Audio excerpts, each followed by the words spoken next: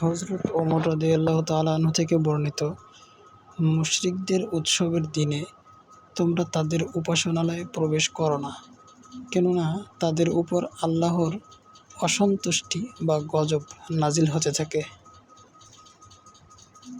তো আসলে আমাদের তাদের পূজা মণ্ডপে একেবারেই যাওয়া উচিত নয়।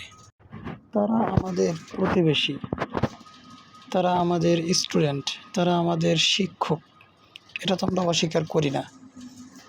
তারা আমাদের বন্ধু, এটা অস্বীকার করি না। তাদের পূজা মণ্ডপে যাব না মানে এই নয় যে তারা আমাদের কোনো প্রতিবেশী না বা প্রতিবেশী হিসেবে অস্বীকার করছি, এমন তো কিছু না। তারা তাদের ধর্ম যেটা পালন করতেছে সেটা তারা করুক, সেখানে আমরা যাব না।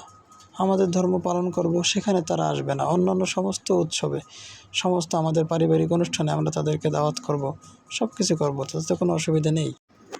আল্লাহ তাআলা আমাদের সকলকে বোঝার তৌফিক দান করুক, আমিন।